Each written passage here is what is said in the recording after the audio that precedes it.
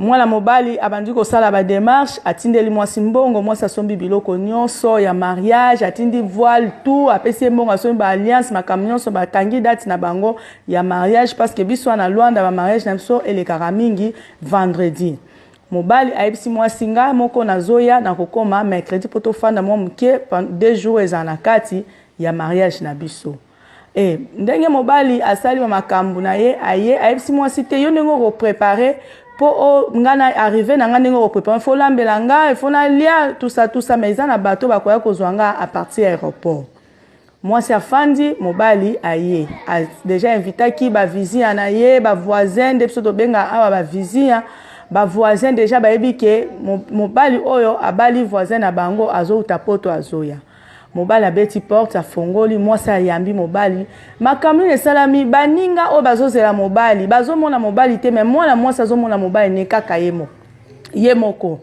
ayebisi baninga te boye ko saluer mobali na ngabo na baninga bazomona mobali te baye ko comprendre ke ndeko na bango akomi na problème a mutu bazuye bamemi epa basala nzambe poti bakota na mobali na ndako mwasi azosola azoloba lobaka ye moko baninga bazomona ke mutu azoloba lobaka ka ye moko mobali oyo azoloba azate Radio Collective ya fiston tous s'abonner massivement c'est validé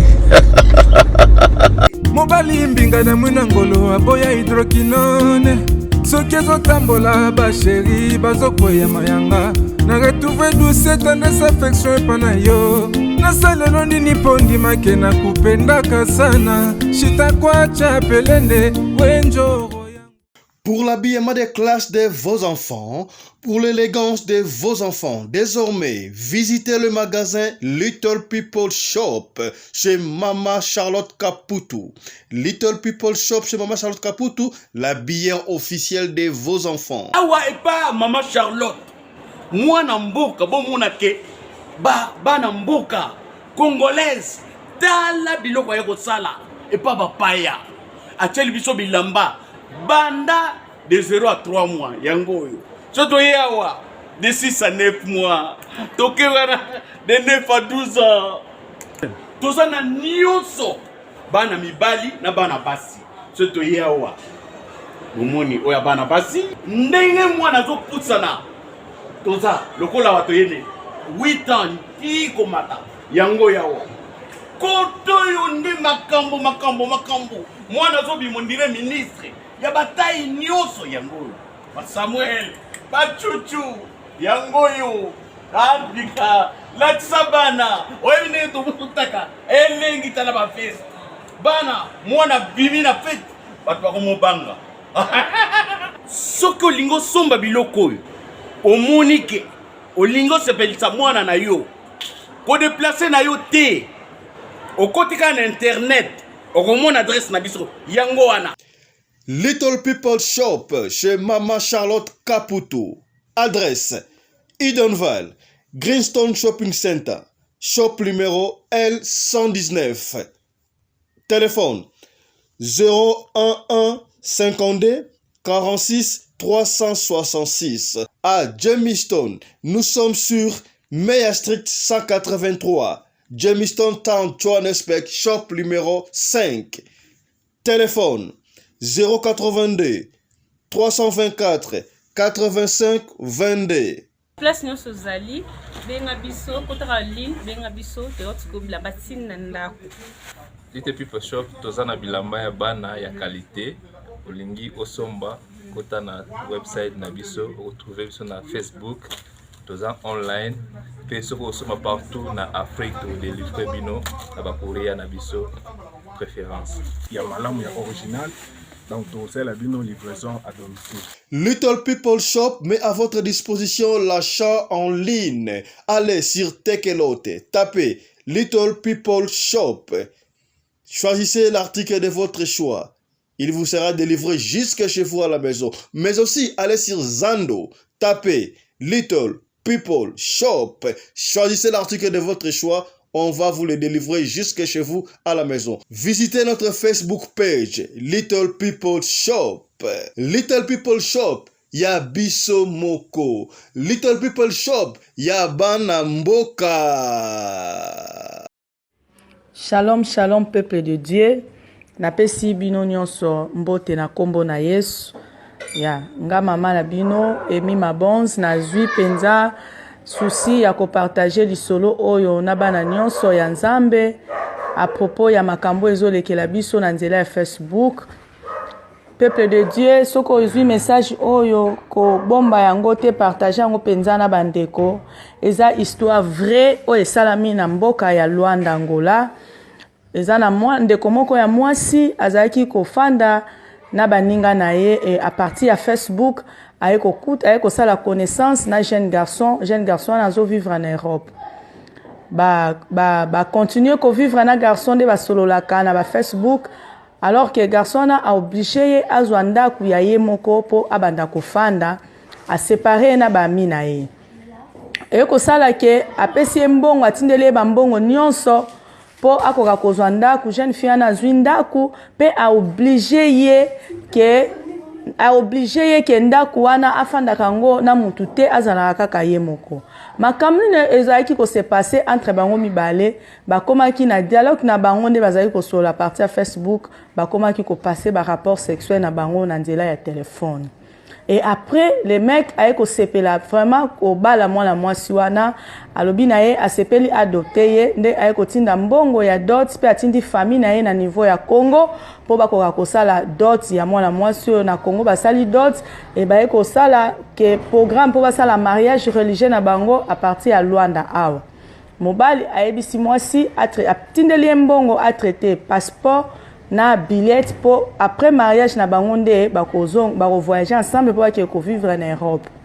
Makamno eko se passé mwana mwasi ndenga ndeko vivre to moni to ebi ba histoire ya vie à poto vie est vraiment difficile. Mais mobile atindela ke ba $1,500 ba $2,000 pour mwana mwasi na vivre mwana mwasi na za ko débrouiller vie na ye azaki ye moko à partir de mbongo bazali kotindela ye alingaki lisusu koteka te akoma ekozwa deja mbongo ebele.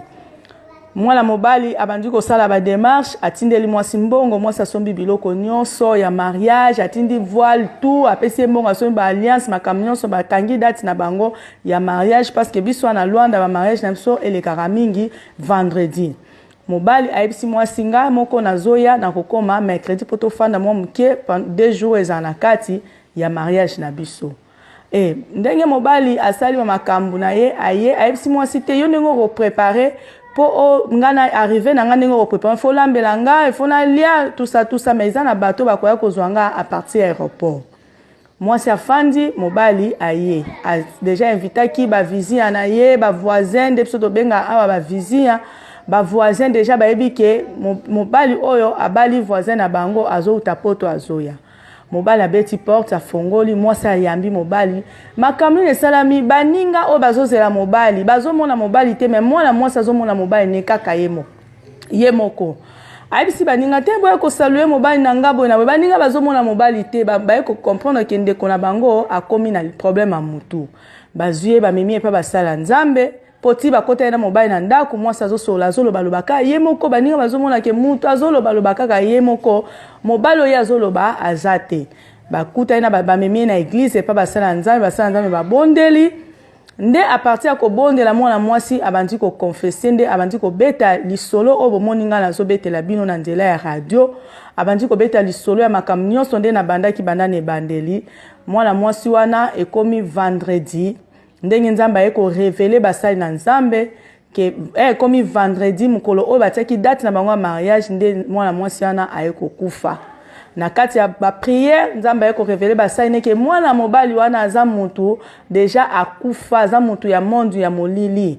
Donc rôle na ye komi akoti na banzela ba Facebook kolinga basi ko proposer basi soki azui abandi ko passer no ba rapport andimi siko abala yo ndenga ko bala wana eza déjà ke asombi vi na yo po okufa yango lisolo o epesi passe eza histoire vraie o esalami na mboka na biso awa na Luanda soko oke na bayo na Shikwanza okoyoka lisolo yo mwana mwasi anda ko teka tombola na Shikwanza na moment otozobeta lisolo nzoto na ye eza na mort ya casuer hôpital na biso général ya awa ya l'État mwana mwasi ne faut ba enterrer vie na ye esili esali pasi surtout na biso ba mama kobeta lisolo na bandeko bana nzambe tokeba na ba Facebook monde ekomi mabe diable si atelemi akomi ko détruire vie ya batu akomi ko bebisa vie ya ba jeune fille à cause ya ba réalité à cause ya ba problème oyo koma na ba vie na biso diable akomi ko profiter conseil na ngina pesa vie ba memaka malembe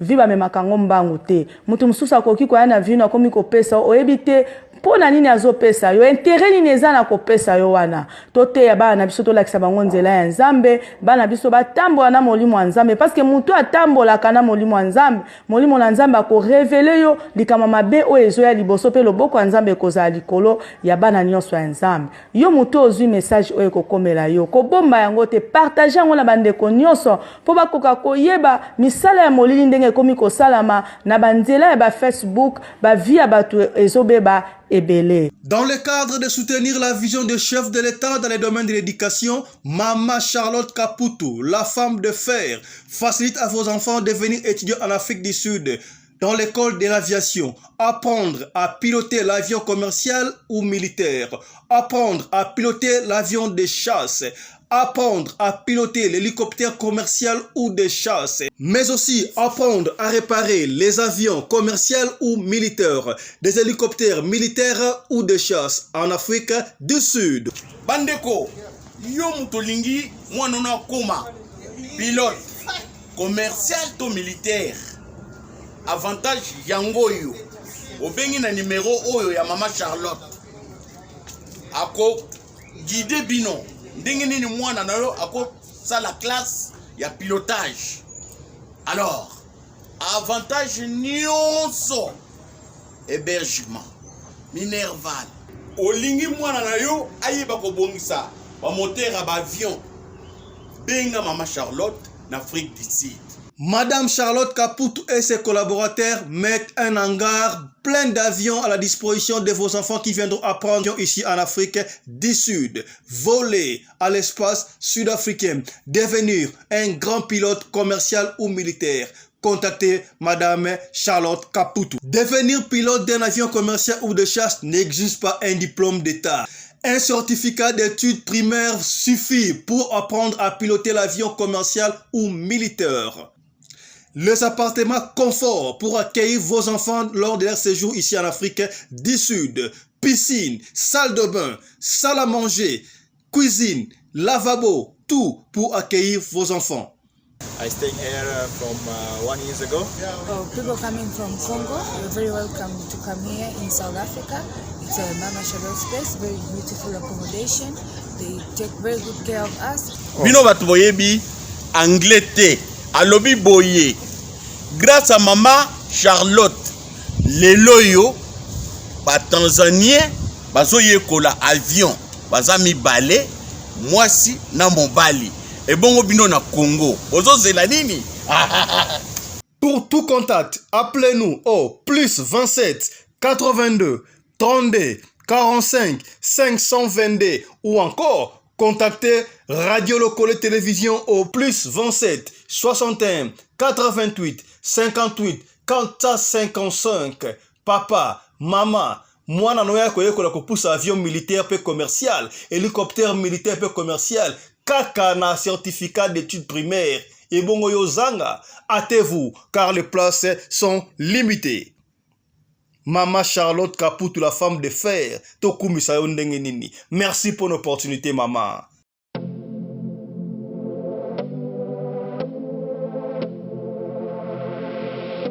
Bonoma. Il y a une famille fashion. Donc la mouki a volé la peignoir. Dans les papas, la bonne son mari de Yali, c'est une famille. Voilà, c'est le bâtiment. Une famille, on a signé une famille, quoi, c'est un modèle, c'est un couleur réveillée. Un chapeau, un képi, une famille. On est ensemble, une famille, on a fait, on est ensemble, mais pas moi, ils vont à l'autre. Là, tu peux oser la petite, là, relax, voilà. Nous sommes une famille. On tire une famille. Donc, on a dit ça, nous sommes à Congo, on doit consommer Congo. Une famille à Congo, on doit consommer en. Donc, c'est une famille. na kisasa tukuzonga na mtu na komuni comme on m'a dit les bêtes mon boula ouais ça m'a mis à compagnie quoi mon chaquette au côté une famille en collaboration avec Mercedes tu vois pour le tourner là on a Mercedes chaquette oyo c'est une famille c'est une famille fashion moi la mboka otombola bembele mboka bapaya oyo jaquette c'est une famille jaquette oyo na chapeau c'est une famille pour Salinoko c'est une famille na chemise na ye couture yango wana c'est une famille jaquette oyo moni hein consommons Congo merci avec un talent ils veulent tous devenir riches mais avec un travail